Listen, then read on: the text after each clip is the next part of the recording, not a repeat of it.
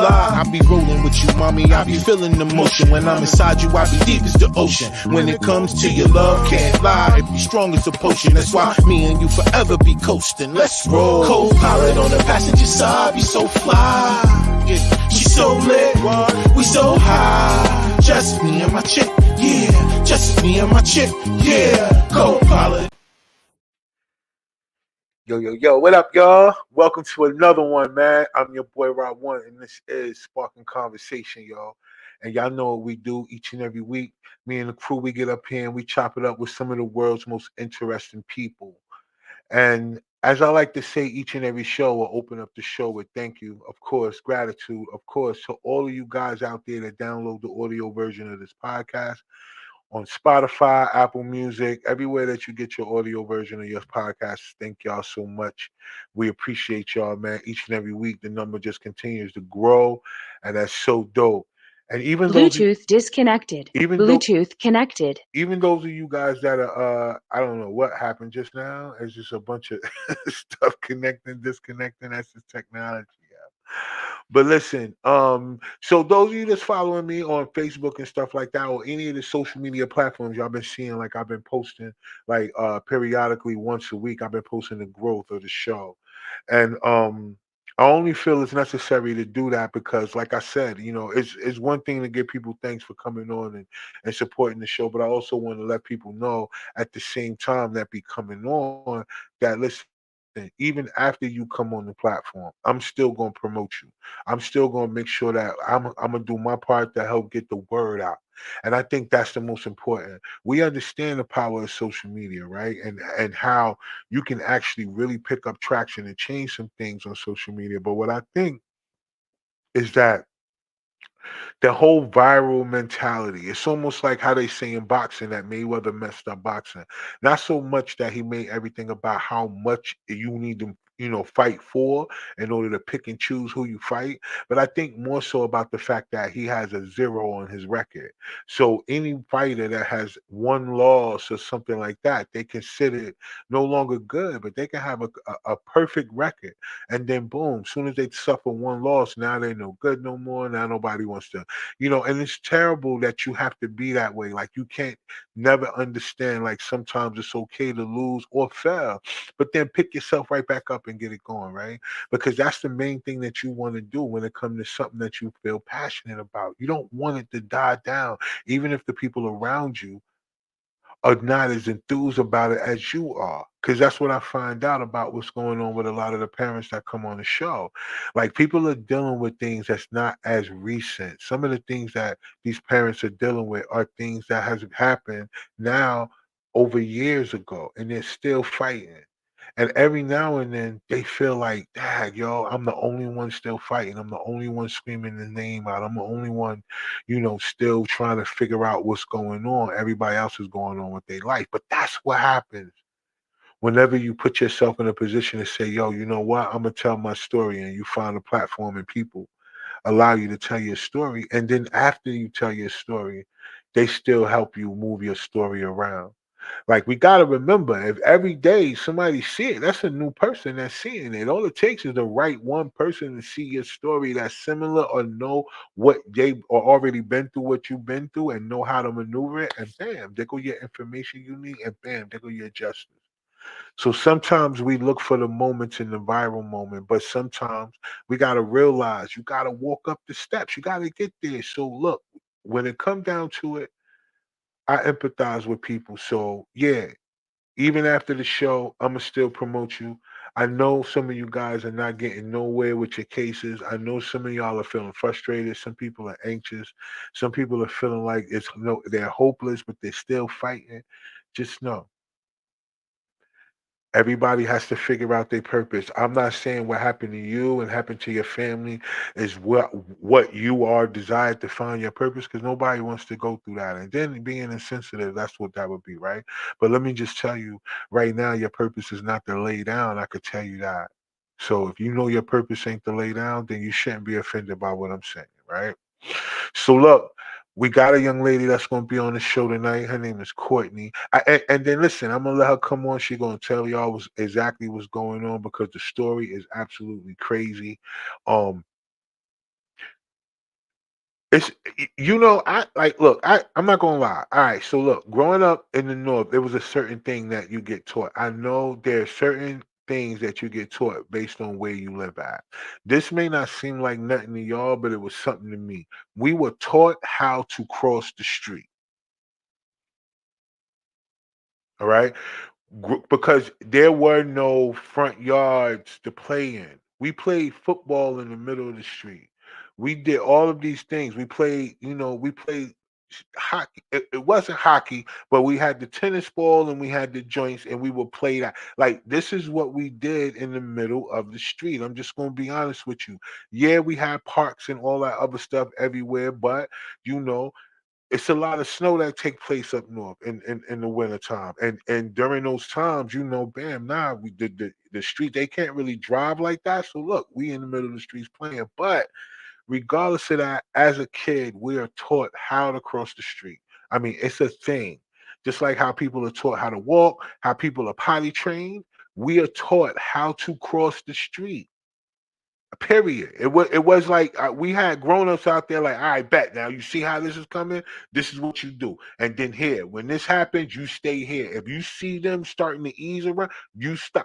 They taught us how to cross the street because where we lived at, you gonna walk. It's streets everywhere. It's cars everywhere, and all kind of things happen at every time. So as a child, you were taught how to cross the street. It was just like teaching you how to tie your shoe. And I understand depending on where you from and where you raised, there's different things that take place, right? Or as far as what they teach you. But man, this story is crazy.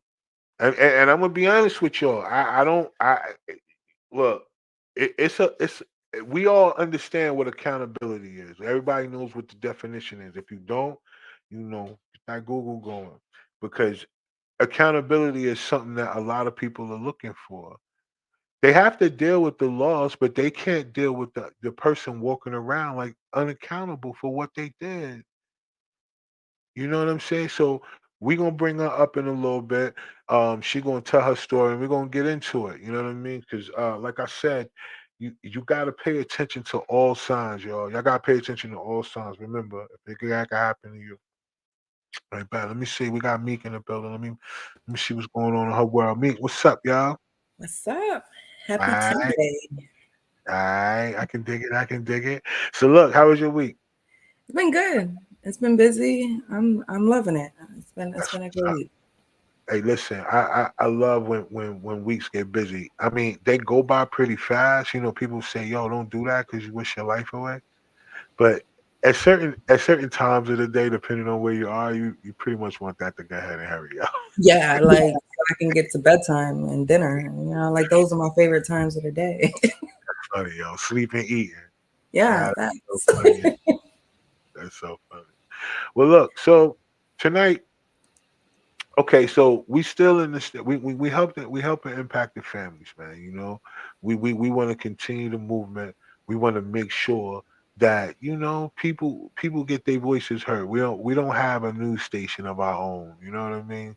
Like we true. don't have a place that we can call or a place that we could go to and say, "Yo, listen, I need to get this information out because people are not listening to me. They're not hearing me over here, And then you got to be careful with a lot of these platforms too, because a lot of times people just want clickbait, True. So That's they'll get, you know what I mean? They'll get you on the show, and then Bluetooth disconnected. next thing Bluetooth connected. you'll be sitting up here talking about, hey man, I don't know what's going on with my. Did you hear that? Like, I did did. you hear that? You hear that? Yeah, it's disrespectful, and we live. Yeah, that's just disrespectful. That's all. It started when you went live. I was like, what's No, up? like why? I don't get it. Like everything is just weird around. I guess they know what's going on. But look, we're gonna bring her up real quick, right? Because like I was saying in the intro, man, this one is crazy. This is more of what happens as a pedestrian. Mm, And that's why I was saying, like in the beginning, the way we grew up, we were taught how to cross the street as a thing. yeah. I was thinking about it when you said it, and I was like, yo, that was a big part of my childhood. Like, even walking, if you had to walk in the street because there's no sidewalk, like which side of the road you should be walking on. And it's like engraved in my memory. Like, I know if I'm ever walking, Like there's rules, like there's pedestrian rules for sure. Right. And I think that for most people, uh you know, if somebody not going to pay attention, it's definitely not going to be the person that's walking. Now I understand where it comes down to, like, people being their phones, or that type of thing. Like, I get that, you know what I mean. But yeah, the one thing somebody not going to do is just walk out to just get hit if they got No. their phones and stuff like that. So being a pedestrian is almost like when things happen. Now I have seen situations where people have just came out of nowhere, like I've seen those things too. Like, let's be completely honest. Sometimes people do not pay attention. Yeah. But then there's times where, depending on where the area is and how busy it is, oh, no, no, no, no, no, no, no. You don't got no choice. Like, Exactly. this is one of them areas that, no, listen, a car is going to come. You don't get the just be not, oh, I'm not gonna pay attention. No, you gotta pay attention. You're gonna get across the street, but you gotta pay attention. So Yes. I mean, common sense is common, right? We're gonna see. But in so many instances, it's a thing that happens, right? And then Mhm. who's accountable when those things happen? Right? We have Vikara on. Her child was killed by a train. Uh, Mhm. and the arm of the train did not do its job.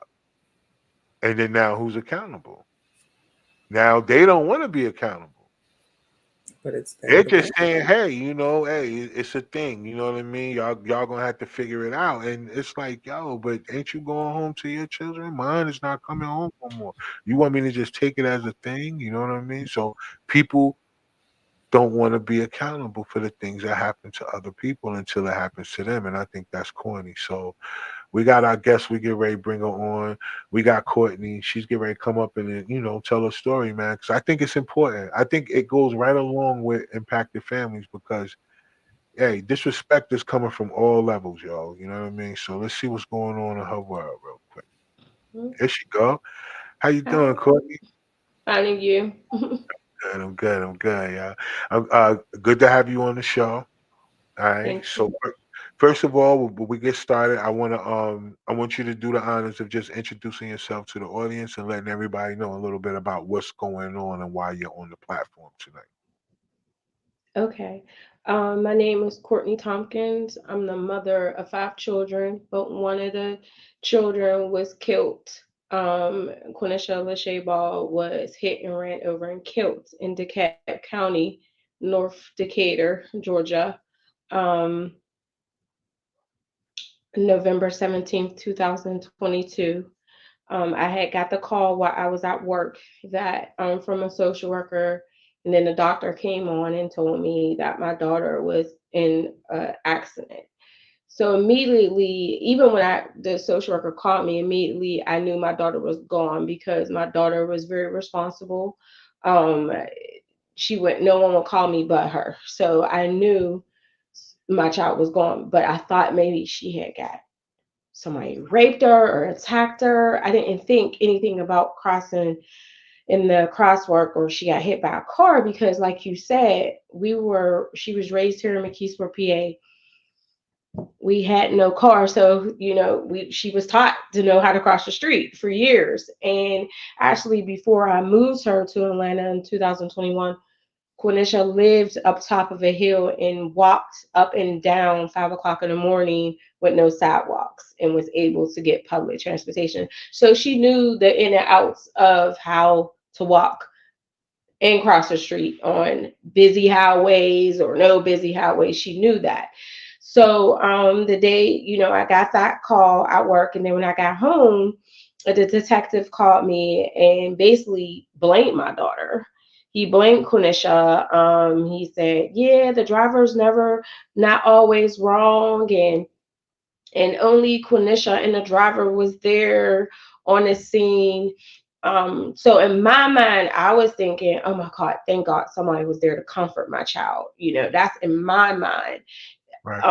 And so once the day going on of this reality that my child was killed, you think, well, wait a minute, did they do a drug test? Did they do an alcohol test? So I called him back immediately, the detective, because I wanted to know that. And he told me, oh no, it was 6 o'clock in the morning and he was on his way to work. Well, so was my child.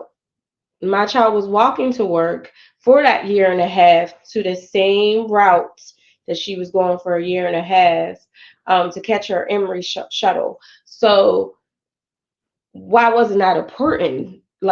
So immediately I just said there's something wrong, So make a long story short, I got a lawyer who was not a good lawyer, but somehow he got this body cam, and I don't know. So he didn't give me the 911 call. He didn't give me anything, but he did get this body cam, and all he said to me is, "It's very disheartening, and I don't think you should watch it.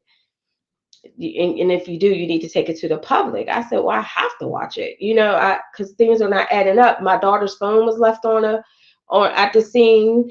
Somebody else found it. That's how we found out the ball got rolling with her manager. They had my daughter as a Jane Doe.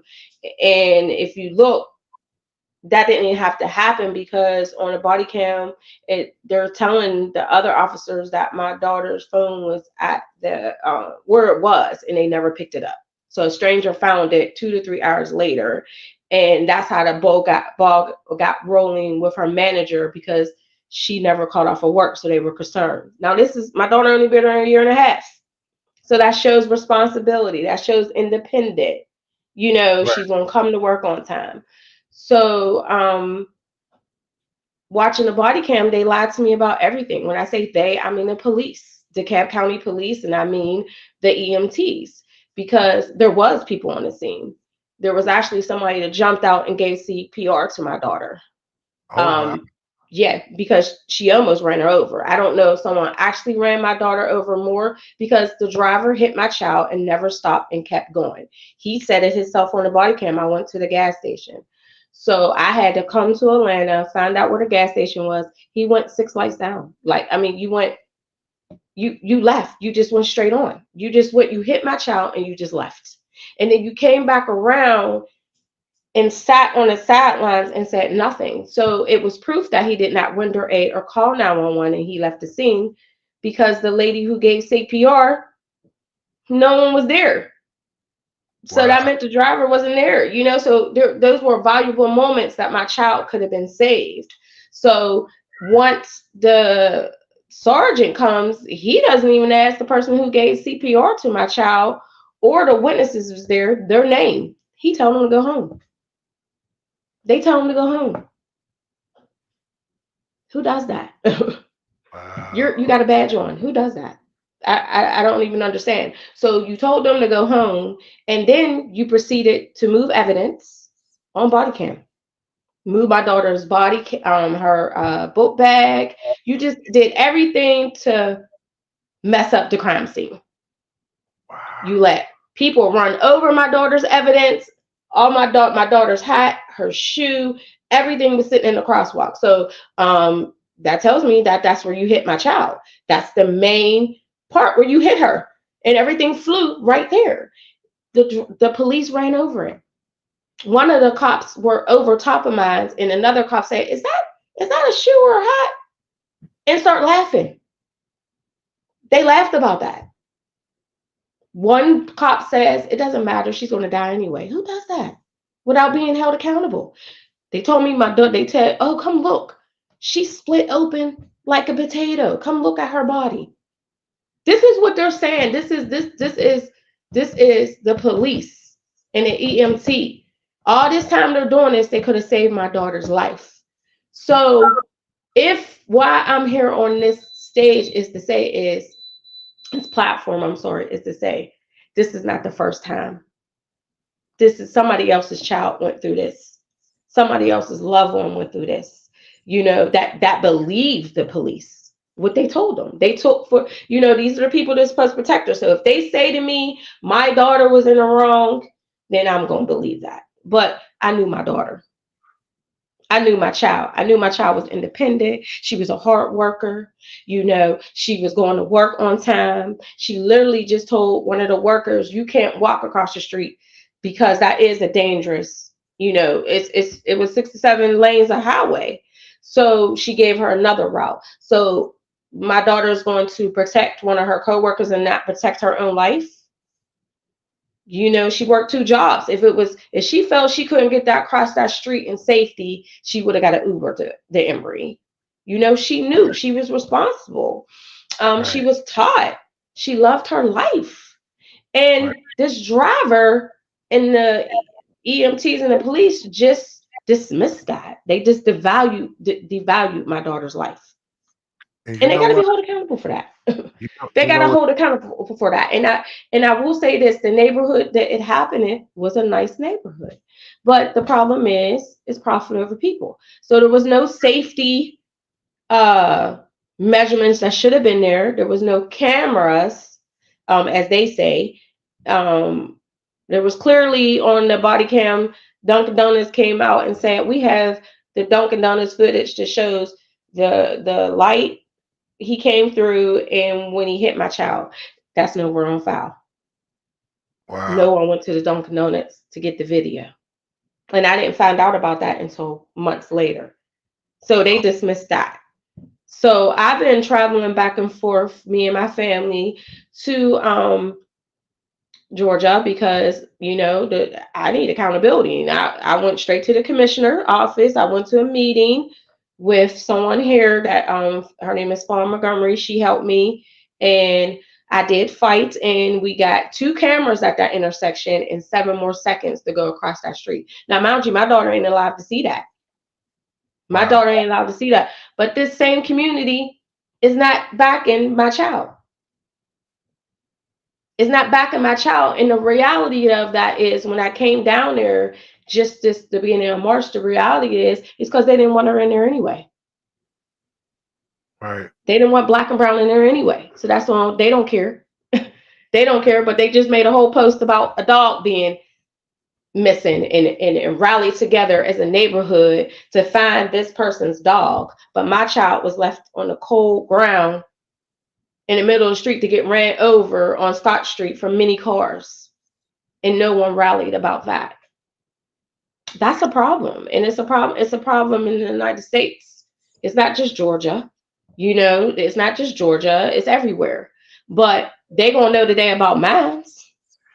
Yeah, we know. Hey, listen, all the moms ain't playing right now, yo. And Mm-hmm. I also wanted to say, yo, like, it's crazy too, because I which don't make sense to me is that, with that being such a busy highway and cross section, if that was a thing where it was just about, it would have been more than one car there. It would have been more than one car on the scene. It would have been more than one possibly in this scenario that with her this accident. And Mm-hmm. it wouldn't have just been one person. That was total neglect probably on that driver. Well, I can't say probably because at the end of the day, y'all said y'all have a certain footage now. Whenever the whole thing come about, so is it an open investigation and stuff right now, Oh no, or they what? closed it in 2 days. They closed my daughter's before I got to him. They closed it. They blamed her. They just said she darted out in traffic, and we only can go off the driver's word. This is what. So I was appalled. So once I got the body cam, I filed immediate attorney affairs. I went to attorney affairs on that because it was disheartening to see. It really was. You already killed my child, and then my child could have been life flighted. She could have anything could have happened. Y'all didn't have no one had no urgency to save my child's life. No. And you don't always want to bring race into it. Right. Okay, you don't want to always bring that. But my child didn't matter to him, mattered to nobody because she was black. She was a black woman. That's why my daughter laid in that ground, cold as ever, and they was discussing why she had an Apple Watch. What did that even matter? What did that even matter? None of that mattered. Let's start saving lives here. And Right. then you let the driver sit in the car that he killed my child with. Who do we all know? And the first thing people would probably think, oh, is he white? No. No, it was black on black crime. He was black. And so immediately I asked him, is there any kind of pedestrian awareness groups or anything in Georgia? Detective Poole told me no. So that was a lie. That was a lie. I got connected to Atlanta Propel, but I'll tell you what they did. They connect me to somebody in Australia. When I sat down in my basement and I asked my partner, I said, can you look on YouTube and let's try to find if there's some connections to see if anybody else got killed in that section. I found Brittany Glover's mother, Valerie, who lost her child in September. Why wouldn't you connect me with her? Oh wow. Why wouldn't you connect? You're connected with, you're working with her. Why are you connecting me to somebody in Australia? Even though they helped me good, because I found the drivers. We found the driver's record. He had multiple traffic violations. He has went over in other areas, other lanes. He had so many traffic violations, and you didn't arrest him. And you didn't arrest him. Y'all didn't do no press conference for my child to say, is anybody out here that maybe seen this accident? They did none of that because they thought I didn't, she's in Pittsburgh. She's not from Georgia. So we don't give a damn. They didn't give it. Well, they're going to give a damn. They're going to give a damn about mine because So it was no I don't camera? want this to happen to any other family. I don't, because it's the worst. Right. It's the worst to know that there was no people think camera? that an animal is more important than your child. Right. But hold on one That's the second. worst. There was no That's the camera? worst feeling ever. It's horrible. It's Was horrible as a mother. It's horrible, and it's all connected. It's all connected to police brutality. It's all connected because if they would have did their job, we might not be here. right. We might. What happened? We come on. We know people who's got killed for less, and he didn't kill. Anytime there's some fatality, how did the person not go to jail or get arrested and be questioned at the police station, at least, to see if his story's adding up? He told you he went down to the gas station. He told you he left the scene. And I don't know if you're familiar with Scott Boulevard. That's what he had plenty of times to U-turn. He had plenty of times to call 911. He went straight. You know why? Because he was going to leave. He was going to leave. He clearly was going to leave. Something made him come back. Right. But it was too late. It was too late. You let my child maybe get ran over again. You left her there. And he needs to pay for that. But guess what? If he get a good lawyer, that could be thrown out because they moved evidence to police. It shows you how careless they are on these videos. Is people were driving through the crime scene, and one of them smelled like mad weed, and the police officers laughing. They're laughing. Oh, you can't. I smell the weed. This is what I smell the weed, but go ahead because you rode through a crack. So so how do we not know he wasn't impaired? Hmm. It was the same time, like I know people who smoke before they go to work, so it's just that's where I'm at now. Like they got to be, things got to change. You can't just be killing pedestrians and that's just it, or hitting bikers and that's just it. Because my daughter's life, Quenisha Lachey Ball's life, was valuable. Right. She enjoyed life. She traveled. She worked in a cancer institute to make other people comfortable in their time of hurting. Right. So I'm not going nowhere. My 2 feet, boop boop, on the floor, on the ground, and ready to march for justice for my child and any other else's child who has been, killed Right. by. My daughter's blood is on the police's hands as well as that driver and that EMT. That's crazy. And I was trying to ask you earlier, there's no traffic cameras in that area? Oh, there was. They never called him. They told me there wasn't any from the beginning. This is what Detective Poole, because what happens is Detective Poole was the last one on the scene. So all the other people that was on that scene never communicated with Detective Poole about all the things they did. So when you look at the body cam, there's an officer who's coming to the sergeant on the scene and handing him a number to say, this is the number to the lights. This is the number for the video at the Dunkin' Donuts. And the sergeant says, well, it doesn't matter. She got 2 broken legs. Her body split open. It don't matter. That's what he said. One of them went to Chick-fil-A and went and got something to eat while my child was laying on the ground. That they got something to eat. You know, the sergeant, Mrs. Romo's, the chief of police. When I asked her that at the commissioner meeting, she tried to make an excuse. I said, lady, you can't make no excuse. I seen it on body cam. And she said, you got the body cam? Yes, I do. Yes, I do. So you can't lie to me. You can't come up with no excuses. I don't want to hear that they're short staffed. That's out the window too. I don't want to hear that. That same union that keep getting these cops to kill people should be the same union to get their police some more money. And I don't know what to tell you. Because at the end of the day, everybody when I seen put their badge on and punched that clock to come to work. So they had a duty to do, to protect and serve. And they did not do that day.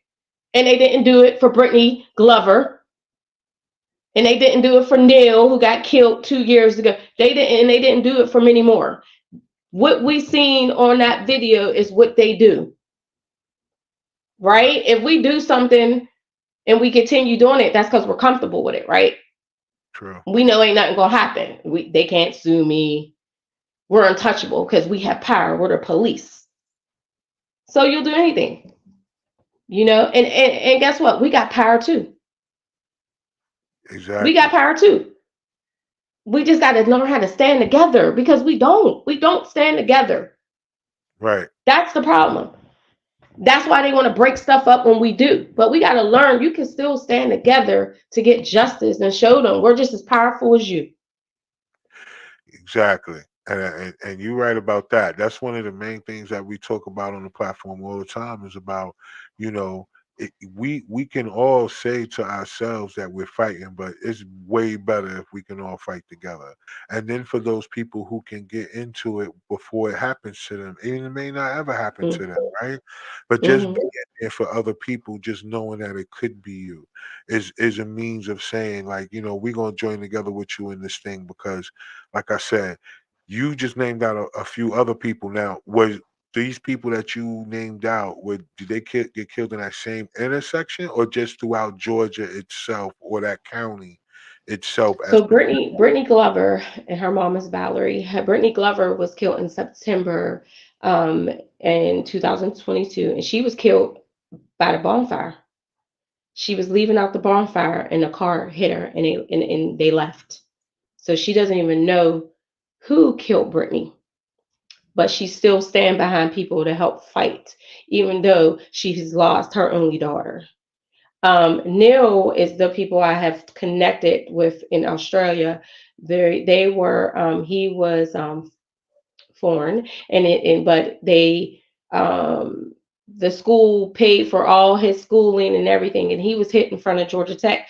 And there's a camera that shows that the driver hit him, ran the red light and was speeding and hit him and his other college mate, killed him, but and the other college mate was wounded really bad. So those parents had to travel 25 hours from Australia to come to Grady Hospital, not being treated right, and they had to cremate their child. See, that no one talks about the after effect of that. You know, I was told I couldn't even come down to Atlanta because my daughter was already in the morgue. So, and my daughter was a Jane Doe at first. So, you know, no one tells that. So they told me, oh no, you can't come down here because you're not going to be able to see your child anyway. She's in the morgue. What? So I had to wait 7 days for my child to get here because it was around Thanksgiving. So it was like a wait. A weight gain for my child. So me not knowing, I'm thinking, okay, so is somebody on the plane with my daughter? You know, she's safe. You know, like, is somebody guarding my daughter's body? you know, and I had to learn my child was in the back of the airplane with luggage. She was cargo. How my daughter go from being a successful woman working 2 jobs, traveling to a back of a plane with luggage because of some careless driver. Did that make any sense? That don't make any sense. That don't make any sense. So that from the door was $10,000 just to get my baby from Atlanta to here. So those are the things people don't talk about. For people who do come to Atlanta, there's a lot that goes on from losing your child being killed or losing a child or a loved one out of state. I'm still dealing with stuff. And the driver's just promoting. He's got promoted in Frito-Lay. He was at he wore his Pepsi uniform when he killed my child. So I called Pepsi. Hello. You know you got somebody to kill somebody that's working for you? That's not trying to be spiteful. That's trying to be aware. You can't promote him to drive a truck when he done ran and killed somebody. Do you know that? You know, that's so it's and I called one more thing before we even get done. I will tell you I did call because I've been calling. I'm learning a lot of stuff. And I called the DA, the victims part of the DA, and I said, I have a problem and I just need help. I need help. Right. And I told her that they didn't get the videos from the Dunkin' Donuts. You know what she told me? She told me, I'm so sorry. I'm so sorry they didn't do that. But what I will tell you, all you probably could do is probably give awareness for pedestrians. Wow. And that's It's it. all profit.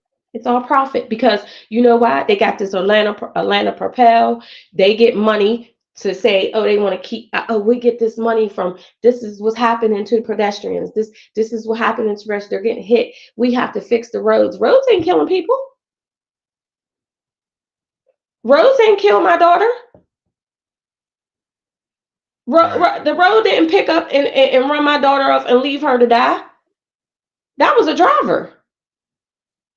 So you giving money to these organizations is not holding people accountable. And they're not even helping families. They're not even helping us. So when we got to come down there and try to get justice and try to get answers, there's no help. You know who's helping each other? Other mothers who has lost their children. Definitely. They try to hold themselves up and then try to hold somebody else up because no one else is there to hold us up to go through this fight. That's a shame. That's a shame. And it's our fault because we vote these people in. We vote these people in. And once again, that goes back to the power. We have power. We have power to know who we want to vote in, to who's going to do right by us. Because at the end of the day, the community didn't want the black and brown in here. I'm pretty sure they protest all these things being built up, around their community because it was all car dealerships, and they protest that. Well, guess what? You should have protested to make sure there was some safety and some awareness that when people moved in here, it is crazy. You only had, if I didn't advocate for 7 more seconds, everybody that crossed Scott Street is kind of running. I just went back this month and I went to the drive. He didn't even give his right ID address. He gave them Florida when he'd been moved here in March. So he couldn't use that ID to go vote. So how was he able to use that ID to say that's where he lived at? So he lied there. They didn't even put that 2 and 2 together. So what I did was I went to his his area where they said where we found out the right address is, and I videotaped from his house all the way to where he claimed he went to the gas station and came back around. It was disturbing. Because how come the cops didn't do that?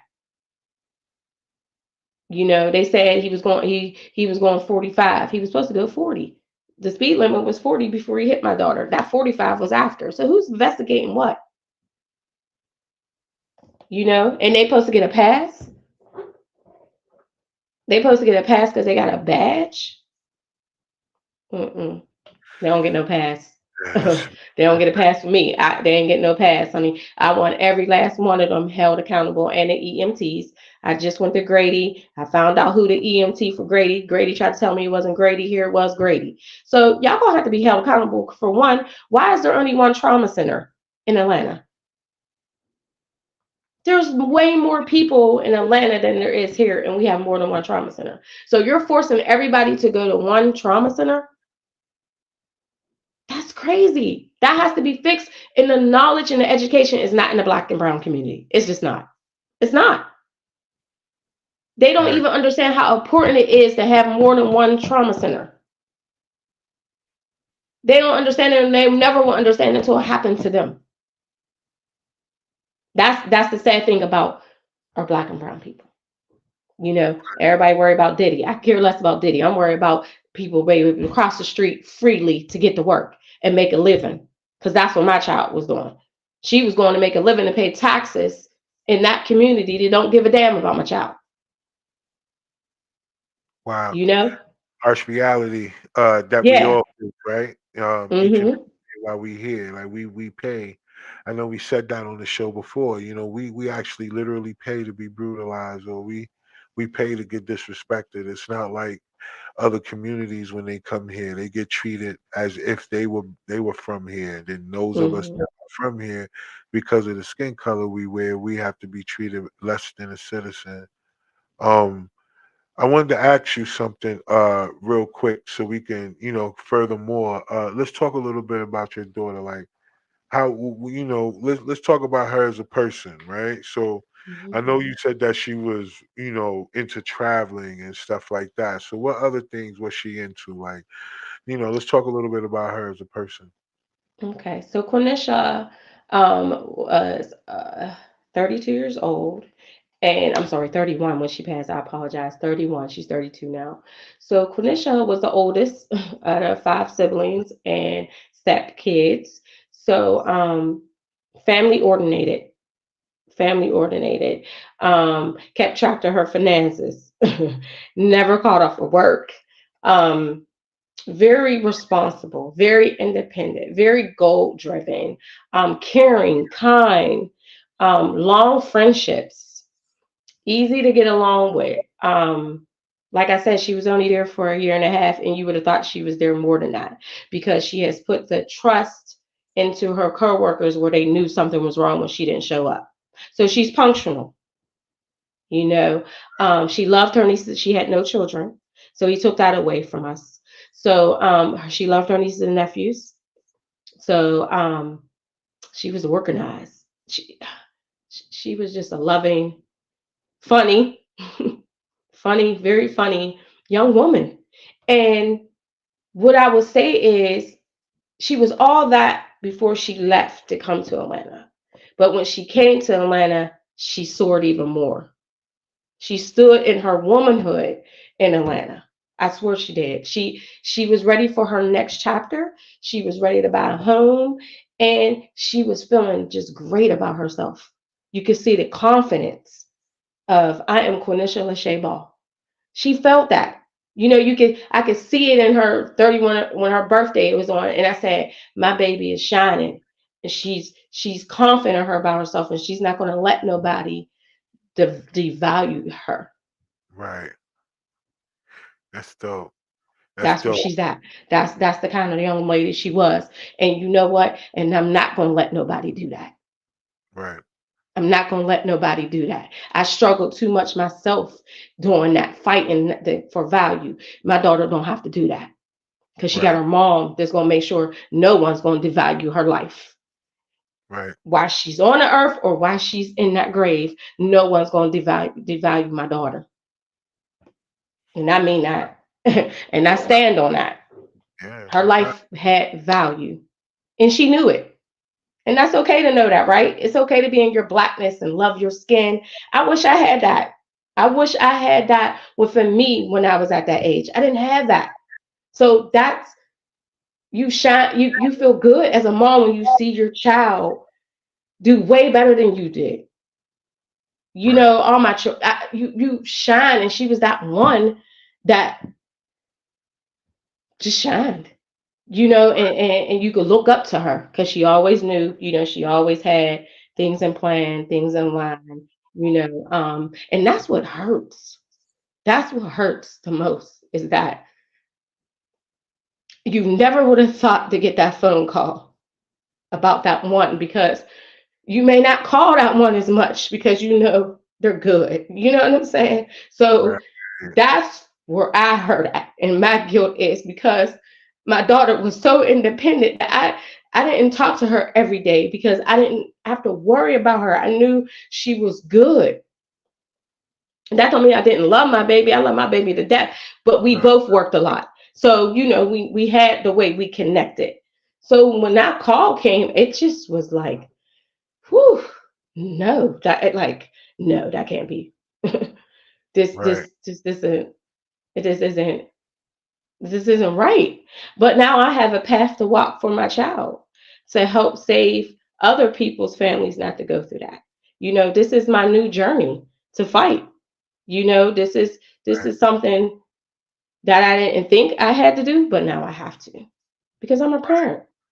I'm her parent. I'm her mother and her father, actually. So I have to stand strong for her. Even though Right. I did that when she was on this earth, that don't mean I need to stop, right? Right. And I'm not, because her legacy is beautiful. There's nothing bad. My daughter don't have no record, but the driver did. Right. So we got to fix these laws. We got to fix these laws because a lot of people think the gun industry is number one. It's actually the car industry. Yeah, The car industry. they say that. They say more people die in a vehicle than they do in a plane or any Hmm. other And if you ever notice when you're watching a football game, and I never noticed this, or any kind of sport that's coming on, but mainly football. You see autumn. They're advertising cars. If you never noticed that, and then you're always going to see Allstate, State Farms, Geico. You're going to see all that. They're advertising. How about you put the victim's parents on there, or someone's loved one who got killed from an accident, car violence, or vehicle violence. Won't you put reality up on TV on those assurance companies so people can see this is the reality? No, right. No, they won't do that because they then that's ain't gonna do that. It's gonna mess with their money. terrible. Yeah, they got to be held Hmm. accountable. The bottom Hmm. line is that bottom line, right? So Hmm. look, I was going to ask you, Meek, because we was talking about this earlier, which is really important. When we grow up, we taught how to cross the street, yo. Hmm. That's one thing that we taught, right? And Hmm. you grew up in Yeah. Connecticut, right? Tamika, you grew Yeah. up in Connecticut, so it's the same. It's the same. Hmm. In Jersey, it's the same thing in PA. Yo, Hmm. listen, we are taught how to cross the street. So, Meek, I want Hmm. to ask you, what are some of the things that you remember as far as your teachings on, what you had to do as far as like how you were supposed to walk up and down them streets? It was, first of all, look both ways. That was Mm, number one. You gonna look like, even on a one-way street, I'm looking both ways because you just don't know. yeah, People be Hmm. driving crazy. So Hmm. yes, looking at left and right, making sure, seeing how everything's looking. If I'm walking on a street with no sidewalks, I'm walking on the side. The cars are coming towards me, so I can right, see them. They're not coming Hmm. behind me, so I can't. I got to keep looking behind. No, I'm gonna walk on the side where they're coming towards me, so I know when I have to move over. Um, those were the two big things because definitely streets with no sidewalks were huge around. So I walked Hmm. everywhere as a teenager. I Hmm. walked all around my town, so that, and any time of day, it could be nighttime, daytime. So making sure I know which side of the road I need to be on. Um, don't go down the darker roads, not find a detour, find another route to get there. Um, yeah, just being, you have to look out because they're not looking out for us. Like that was Hmm. how I felt growing up, was you got to be careful because them people in the cars, they ain't worrying about you. Hmm. nah, Like, so you got to watch them. You got to be on alert at all times. So I'm glad we didn't have cell phones back then. I'm glad we didn't have that kind of distraction because we were aware, like we had no choice. Exactly. You're gonna be looking. And I think that's the most important takeaway that I want to take away from all the people who are suffering from pedestrian based, situations, man. Because I don't get how automatically the pedestrian is made to seem like they're at fault when things like that happen. Now, if a person was drunk driving or something like that, and I can see that, but when it's not basically alcohol involved, if a person is neglectful of a light, of a stop sign, or trying to run the yellow, like there are people out here who just will take the extra chance. And sometimes taking that extra chance will wind them up doing something like what happened with, what you, Courtney, like we don't know exactly what the motive was behind the guy. All we know is that, hit and run is a decision. I don't know if you said to yourself, I'm going to hit this person. I'm not saying that. But leaving the scene, that's a decision. You know what I mean? Because at one point you hit somebody, the first thing you think, oh my God, let me try to save him. You want to try to figure it out because, like, yo, listen, I didn't mean that, yo. Let me just tell you, this is what happened. I'll tell whatever I need to tell, but I'll try to save you. I'm going to call 911 or whatever I'm going to do. I ain't going to drive 6 blocks away. And these are city blocks, too, based on what you described, because I had an opportunity to witness the body cam footage. Not all of it, just one piece of it that you shared with me. And just from the body cam footage, this was like, I don't know, it was like at least 6-lane highway. I mean, well, not like a highway, but more like a parkway, like a freeway. Not even like a freeway. It was more like it's just one of those type of big city streets in Georgia, because it was mad businesses where people eat at. It wasn't like it was just like a part of where it's just busy at or industrial part. No, it was like a shopping. It had tropical smoothie.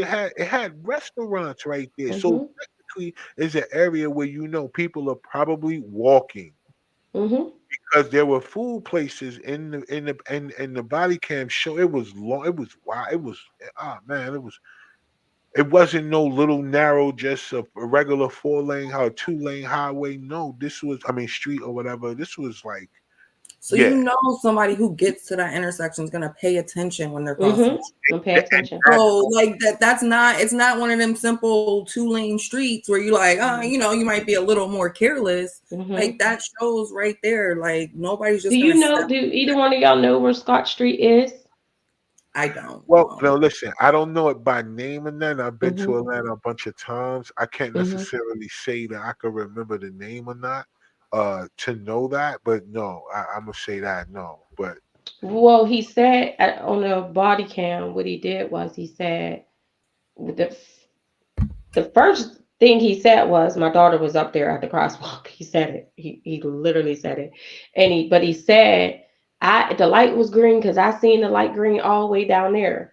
So that's why I wanted to go back and show people how far that green was up. So you was watching the light. Exactly. You was watching the light. You said it. You said it as plain as day. So from when I was telling you I had got contact with the Australians and I found out. Well, I actually inboxed them. This is before the body cam. I inboxed him because I'm thinking he stayed there and were their aid to my daughter, holding her hand because off of what this officer's telling me.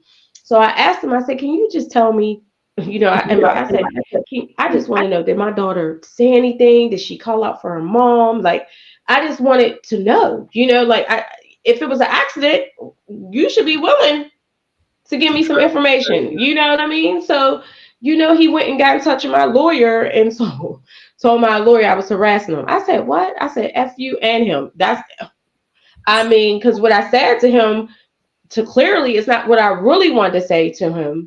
You know what I mean? But I was being respectful, even though you killed my child. You know what I mean? You killed my child. I could have said some stuff I didn't say. So, but God had me the whole time, me and my kids, you know what I mean? Because that body cam, I don't even think I was supposed to have those body cams, but somehow God put it in her hand. Because if I didn't have that, I wouldn't have known none of this. No, No, I mean, absolutely none of this, because they were blaming my daughter. They said my daughter darted out in traffic. She's not. No, come on here. What we said about kids being, we were younger and we was growing up. Well, my kids, I had my kids young. So I had 5. And it took me back to what y'all talking now is when people would see me and my kids, they would call the little ducklings behind her, because they all would be behind me. right. They all would be behind me, and we would be walking football practice. You know what I'm saying? Softball practice. Right. We didn't have no car. My kids knew to hold each other's hand and look out for each other. So this is what they must have thought that I knew my child. This is why I knew what they try to tell me happened. I didn't believe it from the door. And they did no investigation. Even though those businesses are on our side, there was a gated community right here. It was like right on the other side. They never questioned them. Gotcha. So and they didn't do no press conference. How my daughter's story got covered, it's called Decatorish.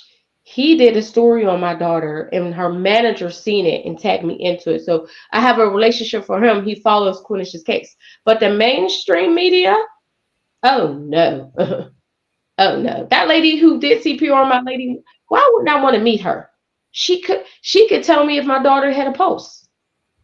They Yes. whisper on the camera, on the body cam, they say, she got a light pulse. What I mean, my baby might be, you can save her. Get her to the hospital. They're on there talking about they want us, the doctors want us to bring her, but I don't know, we wanted to call her minutes ago. Who are you? You are not God. Wow. Who are you? You're not a doctor. Like what? How can you call my daughter and she got a pulse? You are not, that's not for you to do, because the doctors are telling you to bring her. I don't care if she had her legs. I didn't even know my child was dismembered until this body cam. Because the funeral director really saved us, and he really saved us from a lot of things. I found out on the body cam my child was dismembered. So, but at the end of the day, the doctors must have felt they was going to be able to take care of my baby somehow, some way. They was going to try to save her, because that was their duty. But they just nonchalant, and that was just them. And you think you're gonna have a job when I get done? No, you can't do that to somebody else's child. They all should have been fired from the door. All of them fired right there. Boom, everybody gone. You should have been gone, because we don't need people like this on the road. You're giving EMTs is going out here doing their job 100%. You're giving them a bad rap. You're giving police who is out there who do care. You're giving them you're making them look bad. And well, I can say they make themselves look bad, because they stand together as a group. Police, regardless if they bad or not, they gonna still stand beside them. Exactly. They gonna still stand beside them. It's up to us to stand against each other. Stand beside each other to take a stand of what's right. Nothing was right on that body cam. You just seen a little bit of body cam. You didn't even see it all, and you could tell that it was wrong. And it's worse. And that one I saw was the one that from the person who wasn't. It looked like they got there last or whatever. Like they wasn't even there. Like, you know what I'm saying? Like the other one, where the other cops that was there was actually around the body and stuff like that. Yes. And I was like that, and just it's too horrible. much laughing. It's just too much laughing. Like that. Yes, they laughed. They laughed the whole. I'm gonna be honest with you. They laughed the whole time. They laughed the whole. I didn't feel like there was nothing funny on. My child is fighting for her life. And for them to go over to my daughter's body in the ambulance and say, it was just disgusting. It was just disgusting, because for one, I was Quenisha Lachey. I'm gonna keep saying her name, Quenisha Lachey Ball, because she mattered. I'm her protector. I couldn't even protect my child from her getting hit, but I couldn't even protect her at that time of her being disvalued. But I'm a protector now. I'm a protector now. I'm a protector now because that's not what you're gonna do to my child. You're not gonna do that. She was on this earth 31 years.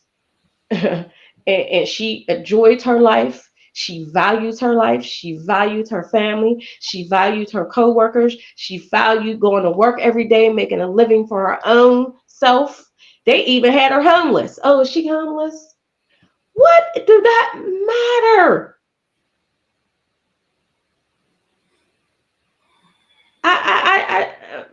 My baby was suffering.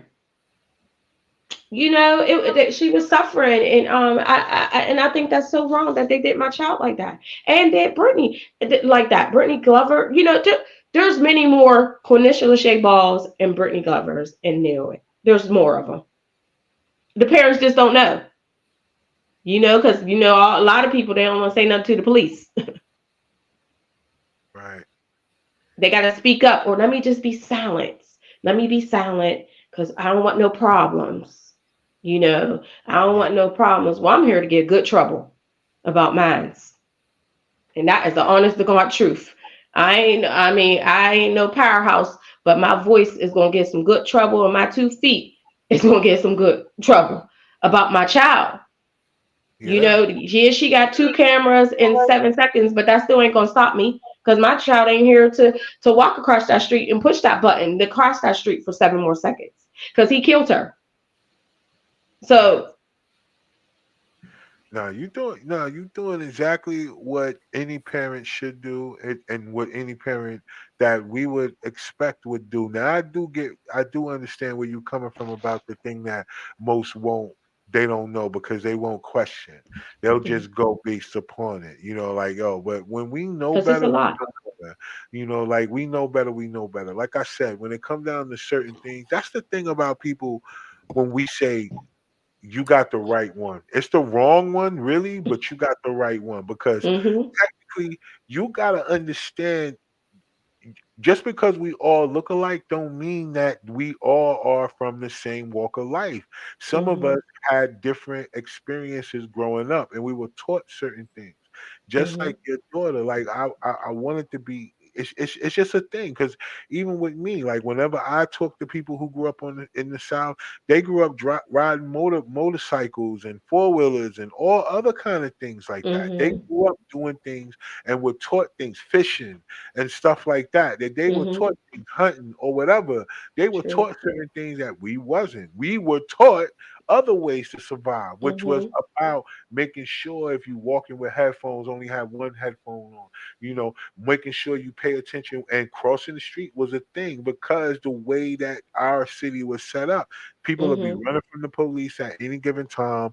They will do like it's just things that happen and you always got to be prepared and pay attention. So Mm-hmm. it's just different things that we are all taught growing up. And one of those things is that, and they couldn't. That's why they didn't know that when they did whenever they gave you those stories, they just didn't Mm-hmm. know. Listen, hold on. Mm-hmm. My daughter was from Pennsylvania. Like, no, hold on. We grew up this way. Now Mm-hmm. I taught them about how to make sure that this is what they do. It don't matter. Like they're not gonna Mm-hmm. never dart out. And you mean to tell me out of 31 years, this the one time she gonna dart out? She gonna dart out in 31 Hello. years. The one Hello. time she don't know how to cross the street in 31 years. Right? Mm-hmm. Mm-hmm. That day she forgot, apparently. Right. Yeah, exactly. And she had plans on going to Missouri in December, and she was coming back home to see me in February. So she had plans. And you're right, it is. I think it's different the way where you live at, how people think. I agree with that 100%. And I didn't get it until I traveled. Me and my family, 2 of my girlfriends traveled back. I've been back and forth to Atlanta since this happened. I actually walked into the DeKalb County Police Station the beginning of the month, and they gave me. I wanted to know where the report was for the internal affairs. So they gave me a half report, and they told me I had to go pay $125 for the rest of the reports. It's all once again profit over people. So I get an email the other day from one of the internal affairs, and he sends me the same thing. What, you giving me something that I just paid for? I So got I support. emailed him back. What, y'all not on the same page here. And this is why this happened. And this is why people keep getting away with stuff because y'all are not on the same page. So he called me and he's like, well, who gave you that? I don't know. You got cameras and you is the why am I investigating for you? Why am I investigating for you? I had to come all the way down here to get answers.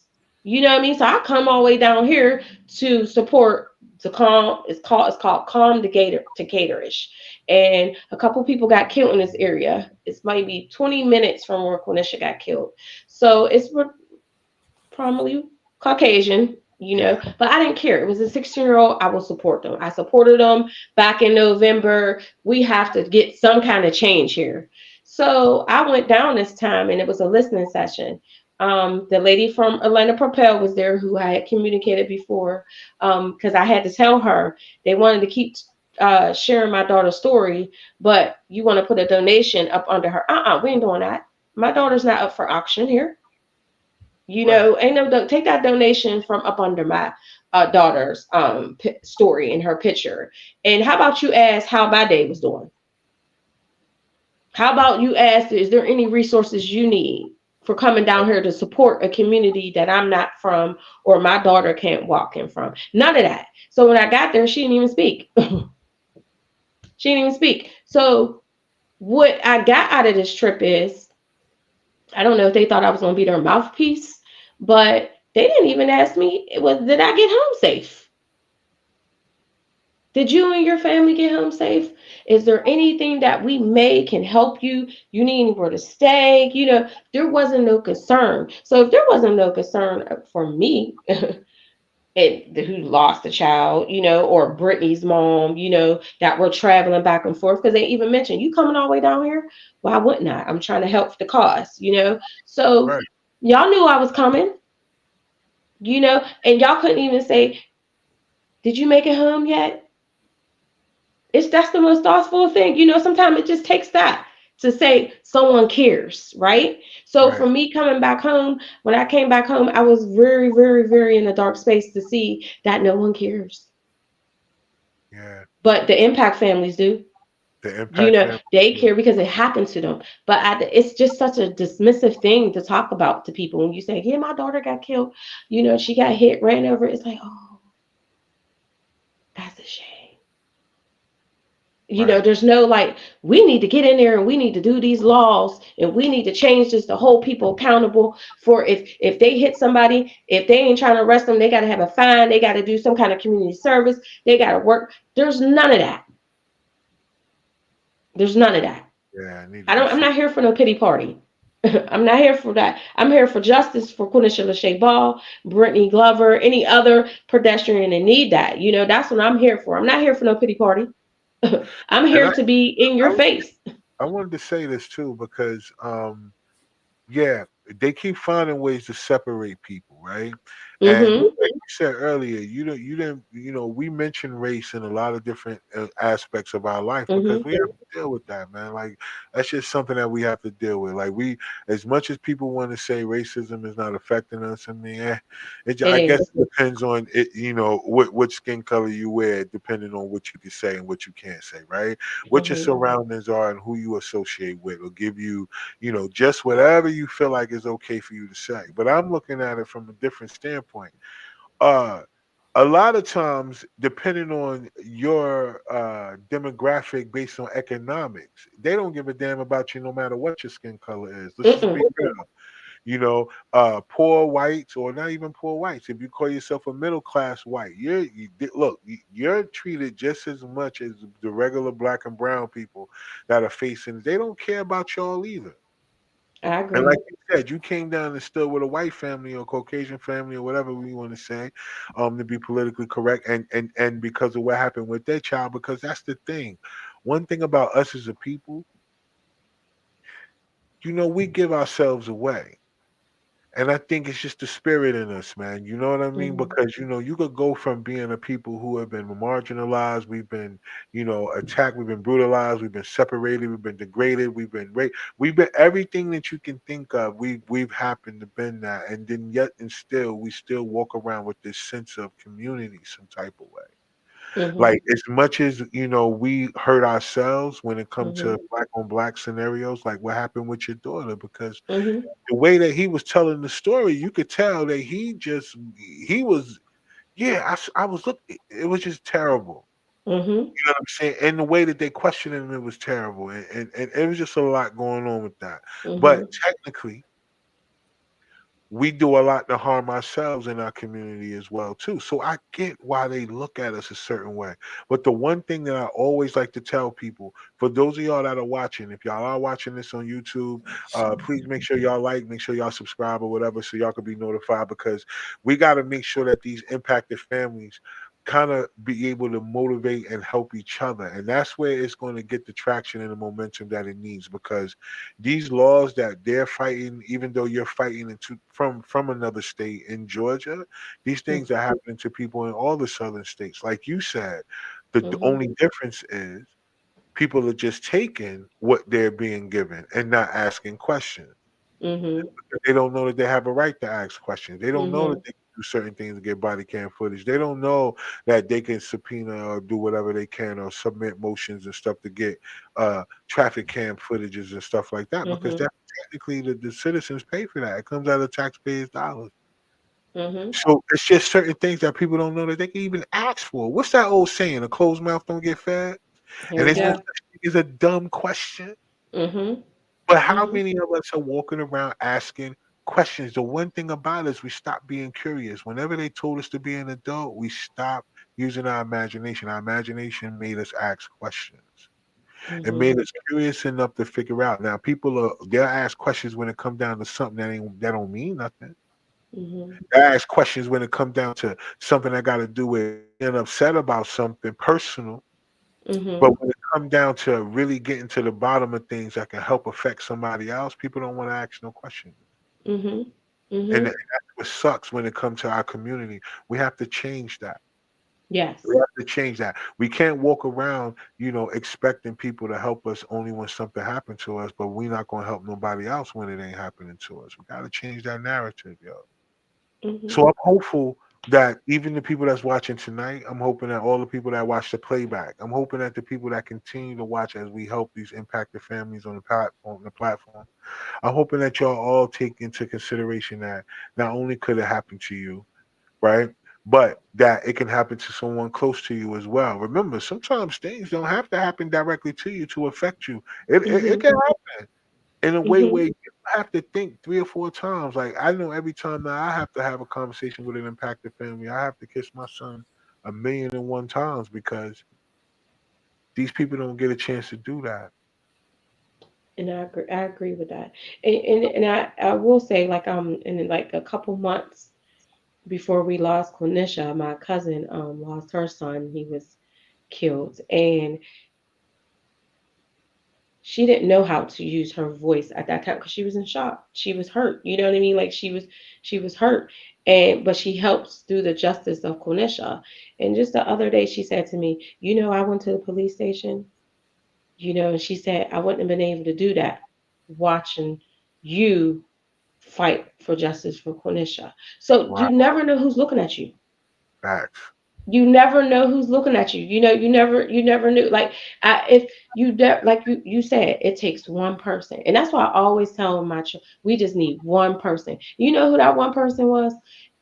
Ashley McKenzie.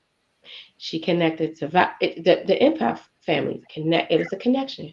It's a connection. So Valerie connected me to Ashley, and here we are now. So we're that link that has so much power. And I wish a lot of people will know and put that trust in them to know they are so powerful. Yeah, They are so powerful to make change. it Don't can't. let nobody silence your voice. You Yeah. just can't. Our voice. He gave us a voice. He gave us a voice, and we have to use that. We don't have to be disrespectful. We don't have to be that because they're disrespectful to us. But you can use your voice in so many ways. It doesn't have You can support with your voice. You don't have to support somebody financially all the time. It could just be by the simplest things to make a person's day go well, to make them embody strength in themselves to Exactly. fight for their Motivation. child. Exactly. Motivation. Mm-hmm. Exactly. Yep. Exactly.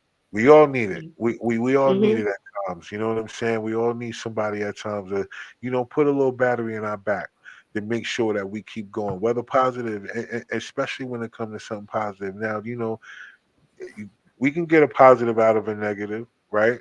We Mm-hmm. can get that. We can get that. But even Yes. even even in that case, we want to make sure that people stay motivated. And that's why I love the direction of the platform because like I said, when these parents are asleep or when they're in their quiet place or when they're in their place that they have to break down, because some of you moms, like Mm-hmm. think about it, there has to be times when, you want to take your cape off. Superman had Mm-hmm. to take his cape off every now and then. Sometimes you want to take Mm-hmm. your cape off and you break down. You get in those moments where you have to do it privately because Mm-hmm. publicly you want to make sure that people keep understanding that you are lying out here for your kids.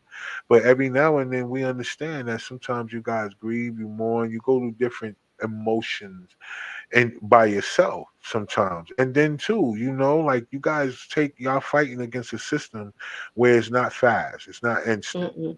It's definitely not going to happen overnight. The justice that you're seeking is going to take a little bit. It's going to take you really getting, 10 toes down each and every day, Mm-hmm. taking a step towards that justice that you want. But it's going to get tough. And you need some people that even when you sleep, they not.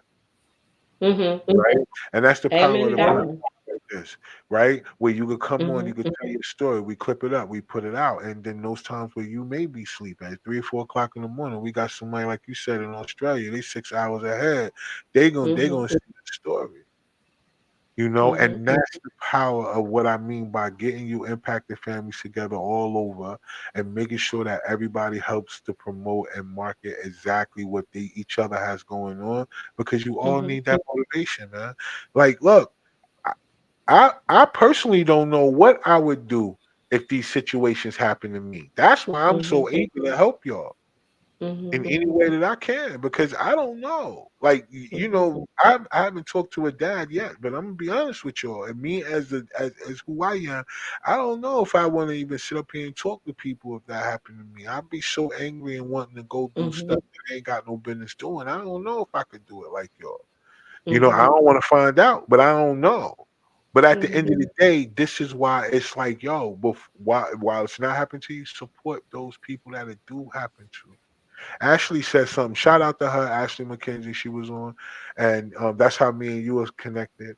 And she Mm-hmm. said something on the show when she was on. She was like, "Yo, I was one of those parents because I was making a point.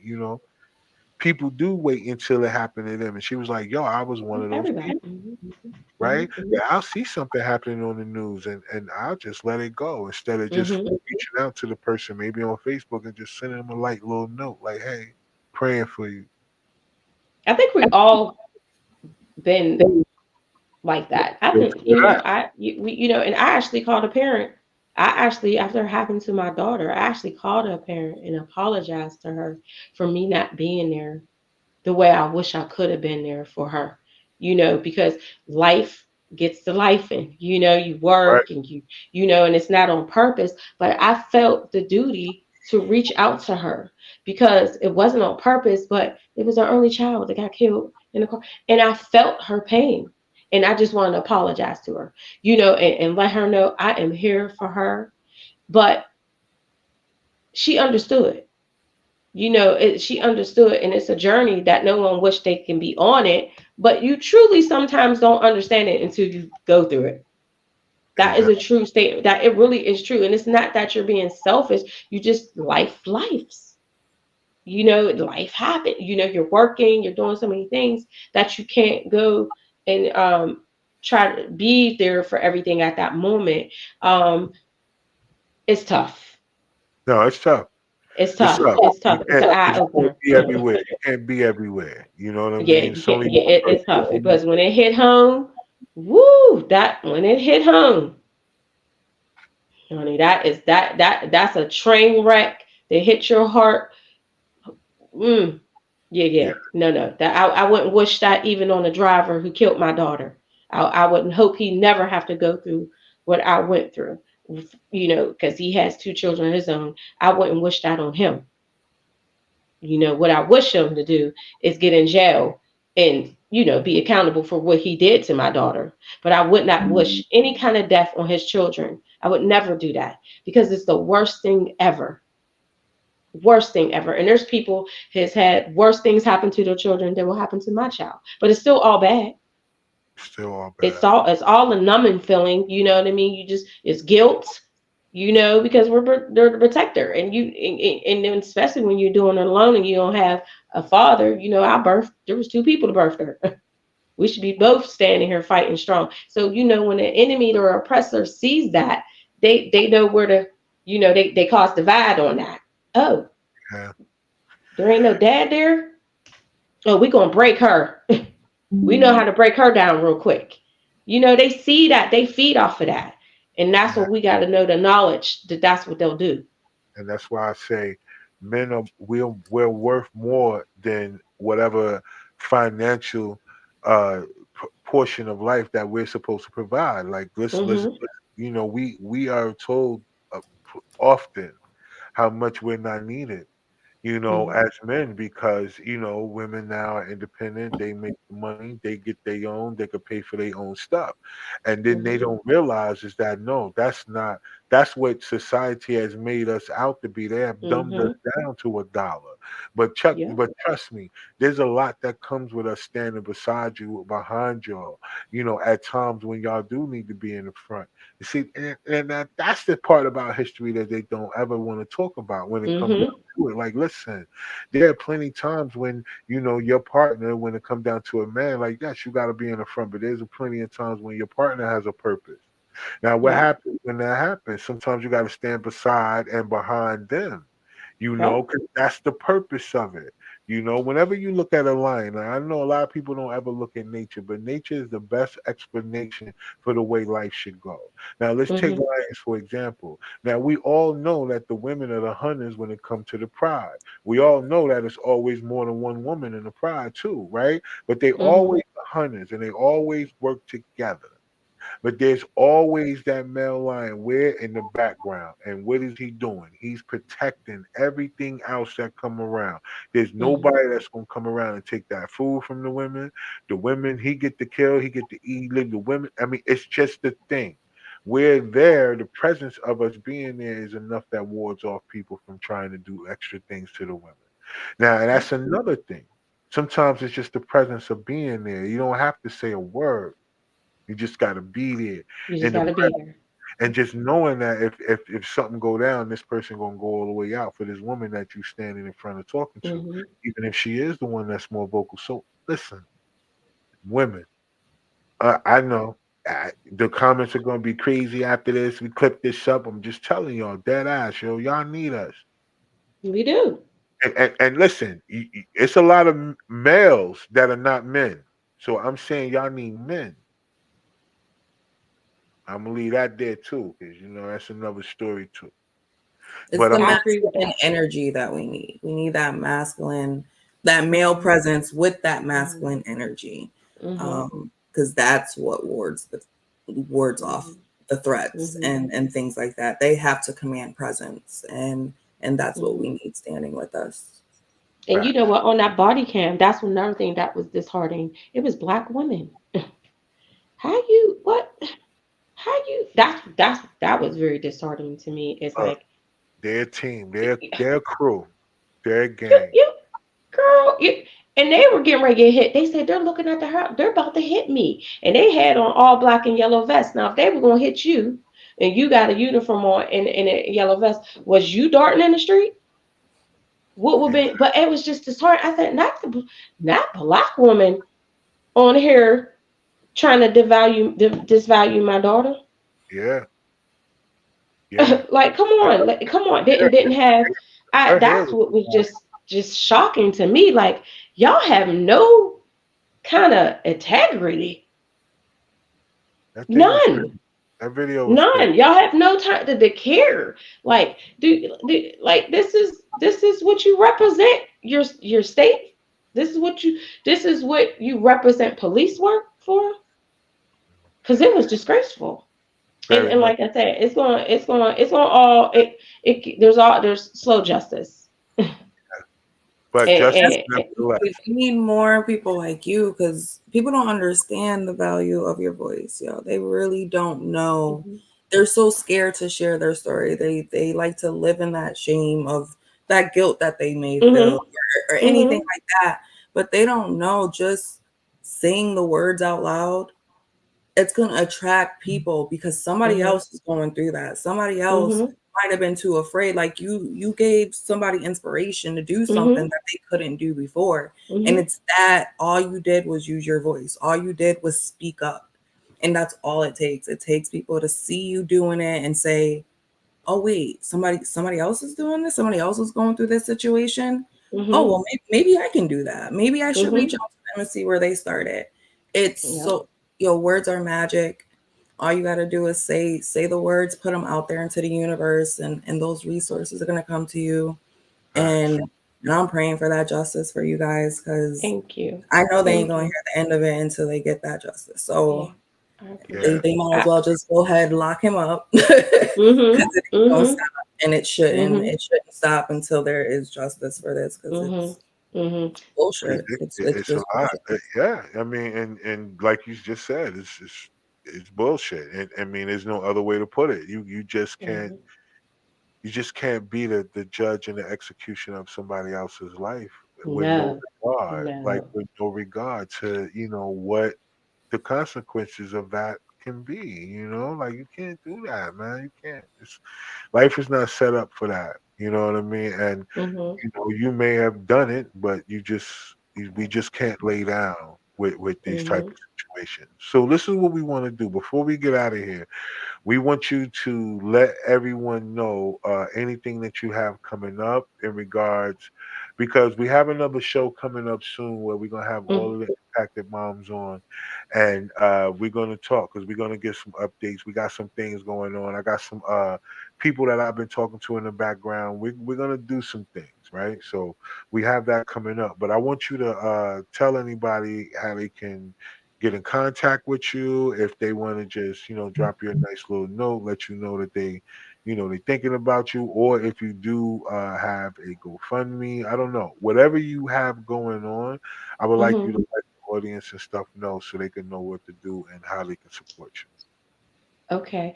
So my name is Courtney Tompkins, and that's what's on Facebook, and Instagram.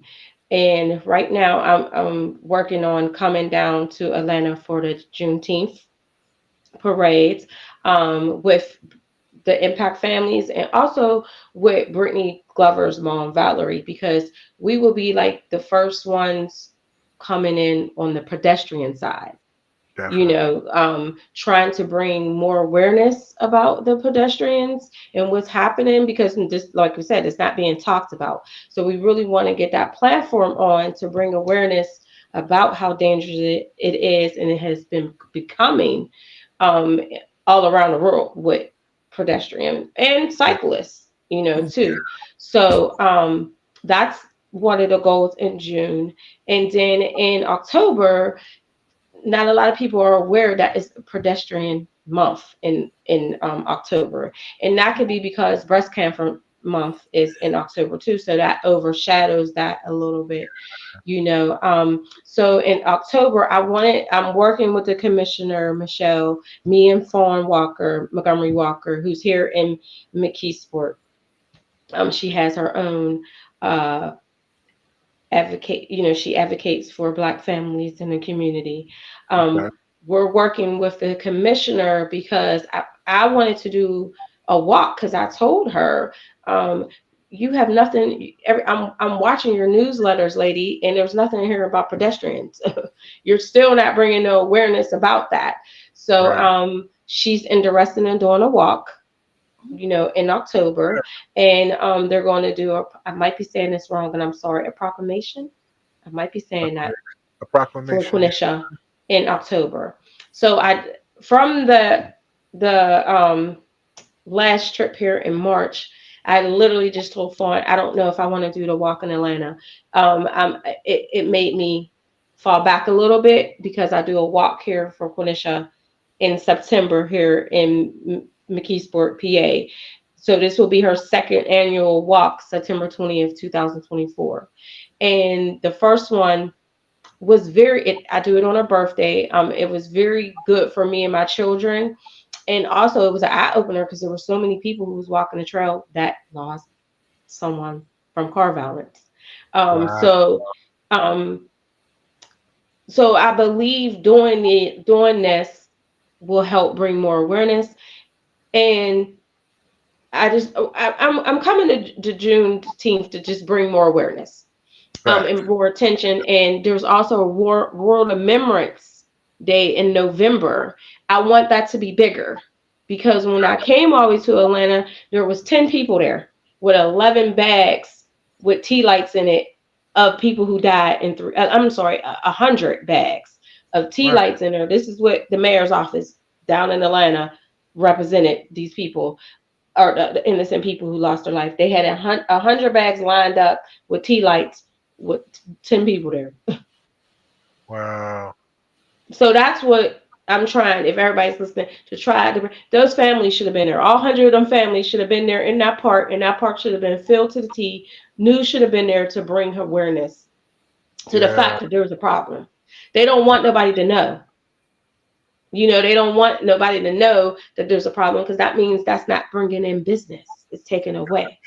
Gotcha. Business. So that's what I have going on here. And me and Valerie, Brittany Glover's mom, just taking a stand and trying to bring awareness That's and right. arrest the driver. So, if anybody could call the DeKalb County, I think her name is Chief Ramos. I'm waiting for her to give me the full report of the internal affairs, which they think they being sneaky because you only got 2 years to do anything. So that's Wow. coming up in November. So you're gonna hold on to the report until then. You think I'm dumb. Yeah, Wow. like get out of here, lady. Give me that. So if people can call her to, get the release of that, um, the full report of that, and I'm waiting for the assessment of the roads that my daughter was killed at. They're holding that back Okay. because why they holding that back. They know they was probably supposed to do more than they were supposed to do, and they didn't do it. Got, So they're playing the game. We got to play the game with them. gotcha. Gotcha. So So everybody, that's what I'm doing, um, going forward. gotcha. And supporting other families, impact families, because it's all together. It's bound together. It's bound Gotcha. together.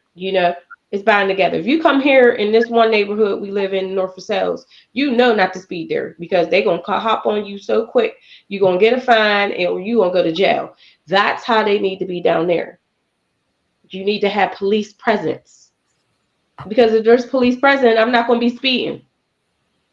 Gotcha. I'm not going to be speeding because I ain't got no money to keep paying a $500 fine, and I'm not trying to be going to go in no DUI class, and I ain't Right. trying to do all that. So let me make sure I'm aware when I'm driving down the road. So that's my goals. And if you don't, if you keep doing that, there needs be some kind of law. They got to have some kind of law to hold these people accountable, not just the cops, the drivers. That's right. So Yeah, that's what I'm working for, and they're gonna just find you. standing with my impact families, They're gonna, helping yeah, them. definitely. I'm with you, yo. They definitely gonna find you. All of y'all that's watching and people that's watching the playback, please find her on Facebook. Her name is right there. She got it spelled nice and neat for y'all. Courtney Tompkins. Y'all Thank hit her you. up personally. Y'all connect with her on any of the points that she made and try to get in on the support because, like I said, if it happens to you, you would definitely want somebody. And these parents are people that's willing to fight for you, but you got to be willing to stand with them too. So please do what you can.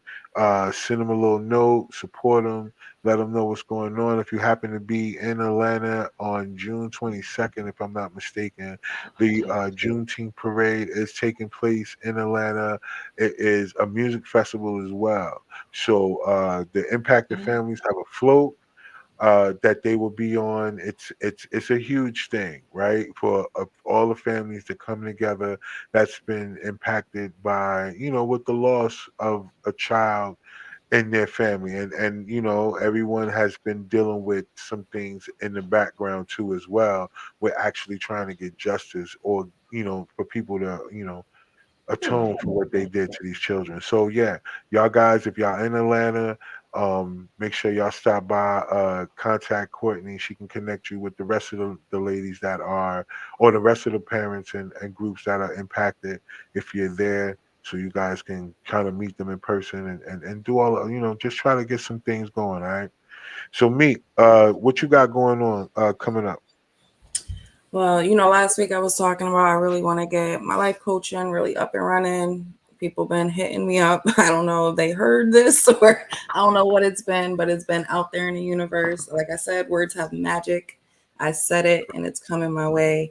That's right. So I've been working with a couple of people this week and just living in my purpose. I'm really trying to do what I'm meant to do, and Mhm. I see the impact I can have on people when I work with them, and I see how they get to feel at the end of it, and that makes me feel, that fills my cup. So I Mhm. know I need to really get into that. Facts. All right, Beautiful. yo, look, so y'all know what to do. Y'all follow me. Y'all see her on everything. And if you are in the need of a life coach and things that come along with that, make sure y'all hit her up. She does journals. If you guys want to kind of keep up with everything that you have going on, with the things that you're doing in your daily day, especially if it has something to do with your purpose, it's always a best thing to do to journal it. You can always look back on it. This will be what you use to get some things out of your head. That way you don't have to think about it. And you can just Mhm. always go back to it and you have it there. So just be mindful of that. Okay. It can always help to write things down. And it's personalized for you, so you connect with it automatically. It's not something you bought in the store that everybody else got. It's That's yours. right. That's for you. Only you. Can you So inbox me that information? Yeah. yeah, yeah. Okay. But we Thank gonna you. before we get off, we gonna talk in the background a little bit. So yeah, Okay. we're gonna make that shake. And as far as me, y'all already know. Follow me on all the platforms. Y'all know we stay working out here. We definitely are helping to impact the families. We are definitely lending the platform to those that have a need to tell a story. We are open for y'all, so to make sure that you guys hit us up, man, if you ever are in the need of that, okay? Because, like I said, everyone has a story. Some people just don't think it's important. And I want you to know that every story is important. If it's something that you're dealing with and you know that other people are dealing with it, it's important to get it out. So, contact me on sparkingconversation@gmail.com. Make sure y'all put the reason why you would like to be on the show in the subject line, because I'll be honest with y'all, I am not going to allow everything on the platform. Let's just be real. Certain things is just not my business to talk about. So we want to make sure that we be clear on that. So, don't be funny. All right. Other than that, I definitely appreciate each and every person that jumped on tonight. If you are watching this on YouTube, please subscribe to the channel. Please hit the notification button because, like I said, if you're here to support Courtney tonight, trust me, we got another bunch of impacted families that's going to be on. You guys, I want to hear their story. You want to find ways to connect because we gotta get this word out. This Mhm. is election season. Mhm. This is not the time to sit back. I'm telling y'all, this is the time. If you're going to use your voice, use it now, use it loud. Use it now, use it loud, and use it together. All right? Let's just stop being about yourself. We understand that things happen to you, but it's happening to other people. So let's do something about it. All right. This is the year to try to change something. Now I don't know if it's going to be an election. I'm gonna be honest with y'all. We know that, but just in the precedent of it supposed to be there, let's use this time to get these things out. All right. So without Mhm. further ado, I want all of y'all to know that we appreciate y'all for jumping on tonight. As always, we are here next Tuesday at 8 p.m. And we're gonna continue this move, man. We're gonna continue this movement, helping these impacted families. So I am your boy Rod One. This is Sparking Conversation, and we out of here. And don't forget, if you don't Thank bring, you. yes, no problem, yo, yeah. And if you don't believe in yourself out there, nobody else will. All right.